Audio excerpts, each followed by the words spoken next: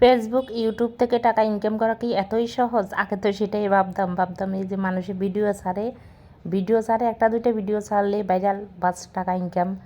আর এর তো মানুষের লোভ, আর আমার নিজেরও লোভ হয়েছে, সেজন্য এতে ইউটিউব চ্যানেল ফেসবুক চ্যানেল খুললাম।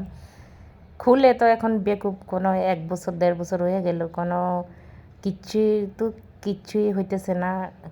মানে শুধু শুধু আমার একটা ঝামেলা নিয়ে বসলাম, এখন না পারি ছাড়তে, না পারি কিছু করতে, এই হলো অবস্থা। তো আজকে সজনে ডাঁটা ডাল রান্না করব আম দিয়ে। ডাল আগে প্রথমে ধুয়ে নিলাম, ভালোভাবে ধুয়ে সিদ্ধ করে লবণ হলুদ কাঁচা লঙ্কা দিয়ে দিলাম। দিয়ে এখন এই যে আরও একটু পরিমাণ জল দিলাম। ডালের জলটা একদম শুকিয়ে গেছে, সেজন্য আর একটু জল দিলাম।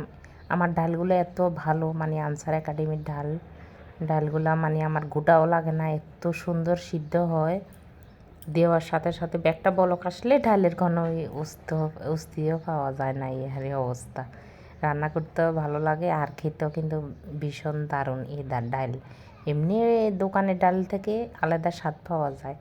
তো এই সজনে ডাঁটা দিয়ে যাতে রান্নাটা করব, সজনে ডাঁটা আগে কেটে রাখলাম, আগের দিন রাত্রের বেলা কেটে রাখলাম।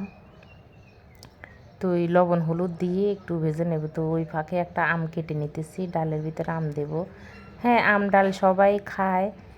এই এখন যাতে গরম আসছে, আমের সিজন, সবাই কম বেশি আম ডাল খাবে, চাটনি খাবে, এটাই স্বাভাবিক।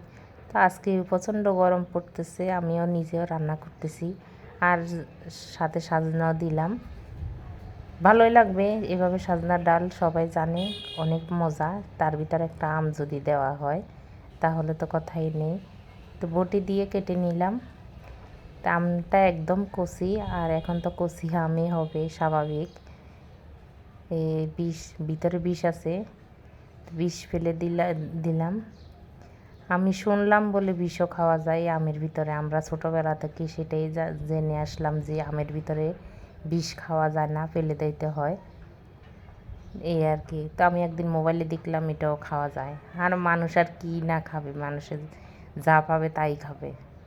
তো এই যে একদম সিদ্ধ ভাজার সাথে সাথে, মানে সজনে ডাঁটা যাতে সিদ্ধ হয় সেরকম পাবে ভাজা লাগবে। তো এই ডাল দিয়ে দিলাম। তো একটা আম তো কেটেই দিলাম। তো বাস একটা বলক আসছে, এখন তুলে নিলাম। ফোড়ন দিব, সরিষার তেল দিয়ে দিলাম, আর এখানে দিলাম সরিষা। তো আম ডালের ভিতরে সরিষা ফোড়নটাই ভালো হয়।